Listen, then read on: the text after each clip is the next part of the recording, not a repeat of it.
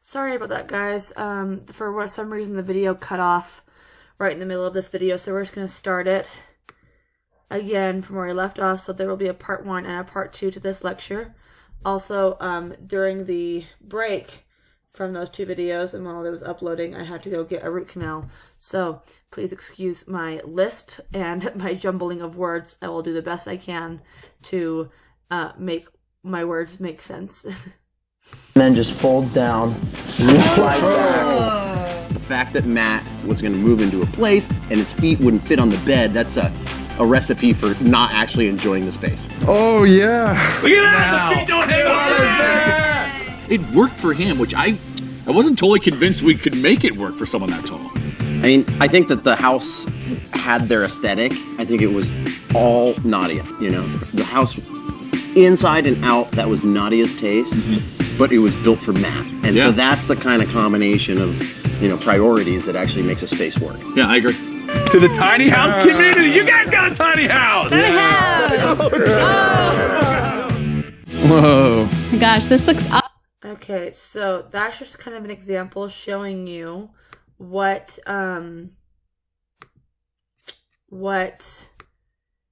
using proportion and scale is like in a space. So we are now going to move on to our second portion, which is going to be the 60-30-10 rule. So this is actually a super easy rule to follow when you are designing. And basically it's a decorating rule that can help you put a color scheme together very easily. The 60% plus 30% plus 10% proportion is meant to give balance to the colors used in any space. This concept is incredibly simple to use.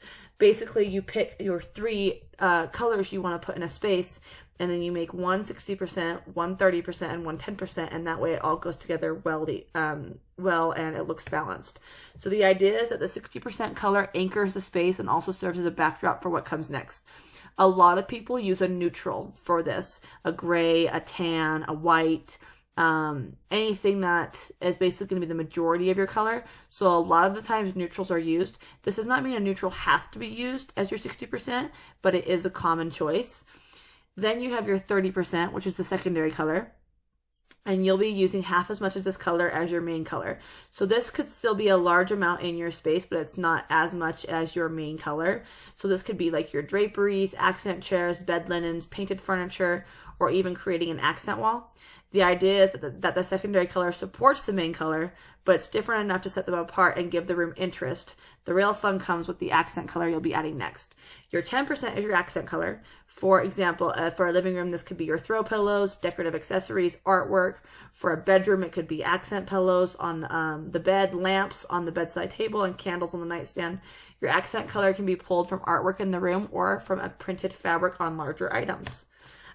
So for this one, what you guys are going to be doing is I want you, when in class, I would have you guys choose and I would have a discussion, but since we can't do that, I want you guys to look at this picture and I want you to tell me what the 60% color is, what the 30% color is, and what the 10% color is. So I'm going to look for a second at what you think is the 60% color.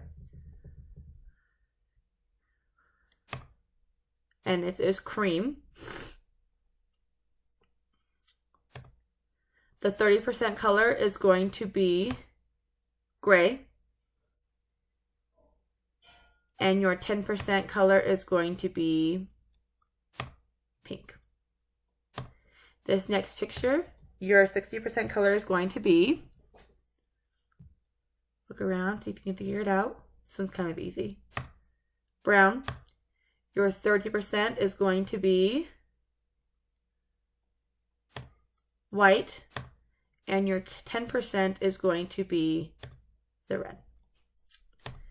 Here is another one. I really like this kitchen a lot. I love when people put different colored cabinets in their space to add a little pop of color. But the color that's going to be 60% is going to be, look around, tell me what you guys think. It's going to be white when you see the white cabinets, the white countertops, and the white backsplash. Your 30% is going to be green or brown. The reason I said possibly brown is because if you look closely, the middle island is not green, it is brown. And so with that, and then the brown stools and the brown floor, it can be either green or brown. And then your 10% is going to be orange. Here in this space, What color do you think is going to be your 60%? It is cream/tan. The color that is going to be your 30% is going to be green. And the color that is going to be 10% is going to be purple. So, this assignment, we are not going to do it. So, I'm not even going to worry about explaining it. I was actually thinking about deleting this assignment anyways before the school closure. But for right now, we're just not going to do it at all. So, all you guys need to do for this portion of the lesson is listen to the lecture and take notes, and then you are done. We will be moving on to balance in our next lesson.